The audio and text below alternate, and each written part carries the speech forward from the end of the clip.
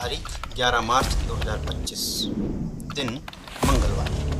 दोपहर के समय पाकिस्तान के बलूचिस्तान प्रांत में एक घटना घटी जिसने पूरी दुनिया का ध्यान अपनी ओर केंद्रित किया।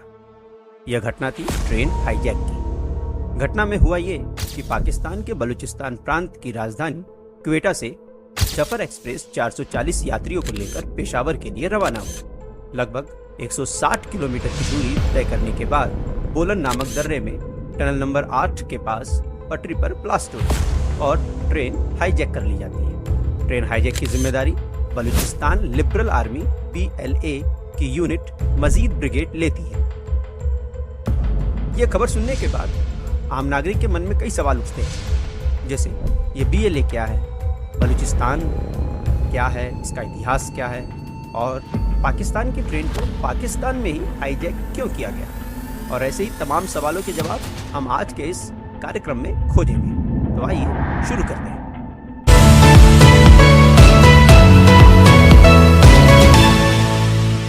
जय हिंद साथियों, मेरा नाम है अंकित और आप देख रहे हैं हमारा YouTube चैनल अपना देश, जिसमें हम देश दुनिया के जटिल मुद्दों को सरल भाषा में आम नागरिक तक पहुंचाने का काम करते हैं। तो आइए शुरू करते हैं। BLA के बारे में जानने से पहले बलूचिस्तान के बारे में जानना जरूरी है। बलूचिस्तान का नाम यहाँ पर रहने वाली बलूच जनजाति के नाम पर पड़ा है। बलूच जनजाति सामान्यतः सुन्नी मुस्लिम होते हैं। अब हम इतिहास के पन्नों को पीछे पलटते हैं और चलते हैं 1800 के दशक में, जब ब्रिटिश हुकूमत भारत के सभी क्षेत्रों में अपना अधिकार जमा रही थी। और इसी कड़ी में 1839 से 42 के बीच प्रथम आंग्ल अफगान युद्ध जीतने के बाद अंग्रेजों ने बलूचिस्तान क्षेत्र पर अपना अधिकार कर लिया। 1869 में अंग्रेजों ने बलूचिस्तान को 4 रियासतों में बांट दिया, जो थे कलात, मकरान, लसबेला और खारन।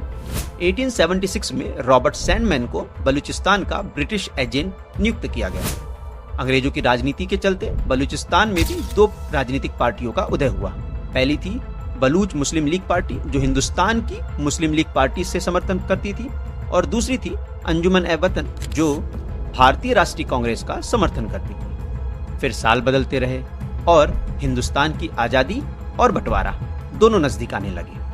तब सभी प्रिंसली स्टेट को हिंदुस्तान में शामिल होना, पाकिस्तान में शामिल होना या स्वतंत्र राज्य की घोषणा करना, इन तीनों में से किसी एक बात को चुनना था।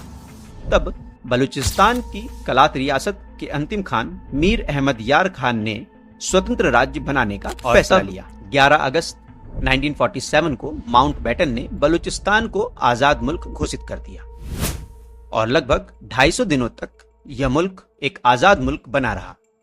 इसीलिए इसे पाकिस्तान का हैदराबाद भी कहा जाता है, क्योंकि भारत के अंदर हैदराबाद भी एक स्वतंत्र मुल्क बना रहना चाहता था।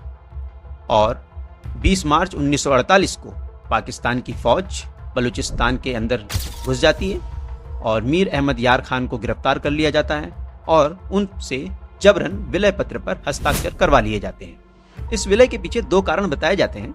पहला ये कि सोवियत संघ का प्रभाव अफगानिस्तान और ईरान तक आ गया था और ब्रिटेन नहीं चाहता था कि यह प्रभाव बलूचिस्तान पर भी पड़े।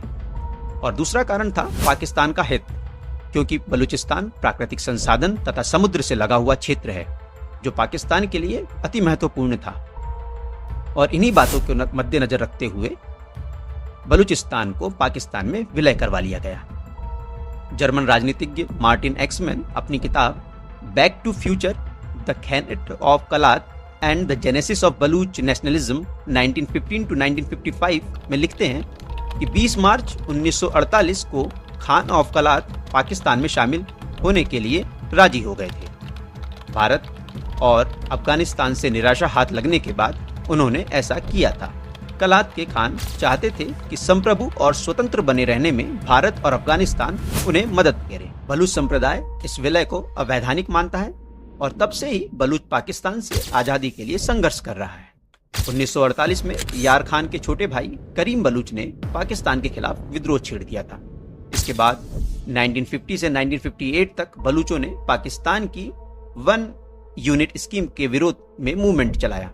फिर 1971 में जुल्फिकार अली भुट्टो पाकिस्तान के PM बने और बलूचिस्तान को अलग प्रदेश की तरह पहचान मिली। लेकिन उसी साल बांग्लादेश के आजाद हो जाने के बाद पाकिस्तान बलूचिस्तान को हाथ से नहीं जाने देना चाहता था और इसीलिए बलूचिस्तान में एंटी नेशनलिस्ट मूवमेंट का हवाला देकर वहां भी सरकार हटा दी गई और इसके विरोध में बलूचों ने 1973 से 1977 तक सशस्त्र अभियान चलाया।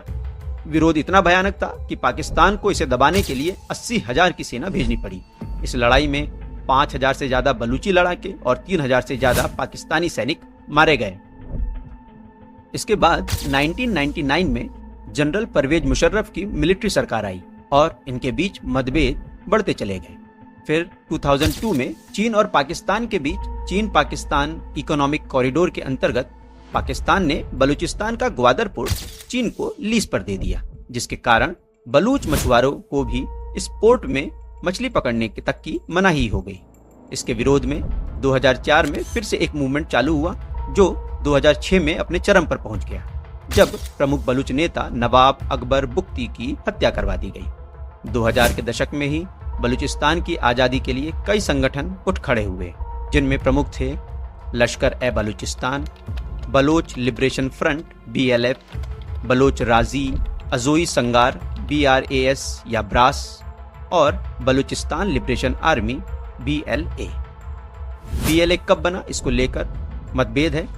कुछ लोगों का मानना है कि यह 2000 में बना, वहीं कुछ लोग मानते हैं कि रूस की खुफिया एजेंसी KGB ने इसे बनाया है। अमेरिका, चीन और ब्रिटेन इसे आतंकी संगठन मानते हैं।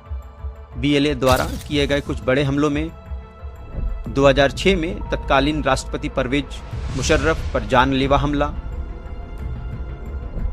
अप्रैल 2009 में 500 नागरिकों की हत्या, सितंबर 2021 में ग्वादर में जिन्ना की मूर्ति को विस्फोट से उड़ा देना आदि शामिल है।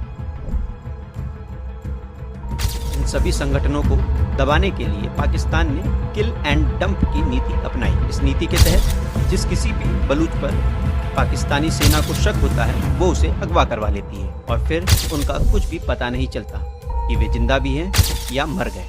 ह्यूमन राइट्स वॉच की एक रिपोर्ट के अनुसार 2011 से 2024 के बीच 8,000 से भी ज्यादा ऐसे केसेस दर्ज किए जा चुके हैं। मतलब ये कि 8,000 से ज्यादा लोगों को पाकिस्तानी सेना ने अगवा कर लिया, जिनका आज तक कोई पता नहीं चल सकता जिंदा भी हैं कि मर गए। वर्तमान में बलूचों की आवाज दुनिया तक शांतिपूर्ण ढंग से पहुंचाने का काम कर रही है महरंग बलोच। ये बलोच यकजहती कमेटी BYC की नेता हैं। इन्हें 2025 में नोबेल शांति पुरस्कार। अब हम जानते हैं बलूचिस्तान की वर्तमान स्थिति के बारे में। बलूचिस्तान पाकिस्तान के दक्षिण पश्चिम में स्थित है। इसके पश्चिम में ईरान, उत्तर पश्चिम में अफगानिस्तान, दक्षिण में अरब सागर, पूर्व में सिंध प्रांत तथा उत्तर में पंजाब प्रांत है। बलूचिस्तान पाकिस्तान के कुल भूभाग का 44% भूभाग रखता है। पाकिस्तान की केवल 5% आबादी ही इस क्षेत्र में आवास करती है। इनकी जनसंख्या लगभग 1,49,00,000 है। देवी सती के 51 शक्तिपीठों में से एक हिंगलाज शक्तिपीठ बलूचिस्तान के मंज में हिंगोल नदी के पास ही स्थित है। इस प्रकार इन सब बातों से हम ये समझ सकते हैं कि बलूचिस्तान अपनी आज़ादी के लिए पाकिस्तान से क्यों लड़ रहा है। कुछ बुद्धिजीवी लोगों का यह मानना है कि 1947 में बलूचिस्तान भारत से विलय चाहता था, लेकिन तत्कालीन प्रधानमंत्री जवाहरलाल नेहरू ने इस ऑफर को ठुकरा दिया था। अब इस बात में कितनी सच्चाई है इसे समझते हैं। भारत के उच्चायुक्त रहे और इतिहासकार TCA राघवन अपने स्टेटमेंट में यह कहते हैं कि स्टेट ऑफ कलात स्वतंत्र और संप्रभु रहना चाहते हैं तथा कलात को स्वतंत्र रखने में वे नेहरू की मदद चाहते हैं। उन्होंने ये कभी नहीं कहा कि उन्हें भारत में शामिल होना है। तो यह कहना बिल्कुल गलत है कि नेहरू ने कलात को भारत में शामिल होने नहीं दिया।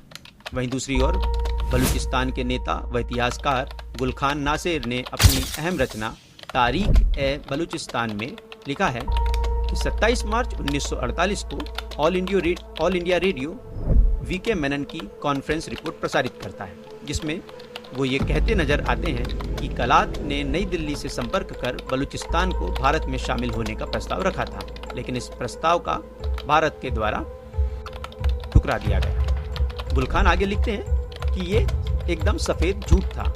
इसका मकसद था कि कलात और पाकिस्तान के बीच दुश्मनी पैदा की जाए। और झूठी रिपोर्ट से पाकिस्तानी आंदोलित होकर कुछ ऐसा कर दे कि भारत को हैदराबाद को हासिल करने का मौका मिल जाए और स्टेट ऑफ कलात के पाकिस्तान में शामिल होने के बाद ही हैदराबाद को भी भारत में मिला लिया गया था। इस प्रकार आज हमने इस वीडियो के माध्यम से बलूचिस्तान का पूरा इतिहास देखा। अगर आपको यह वीडियो पसंद आया हो तो लाइक और सब्सक्राइब जरूर करें। नमस्कार, जय हिंद।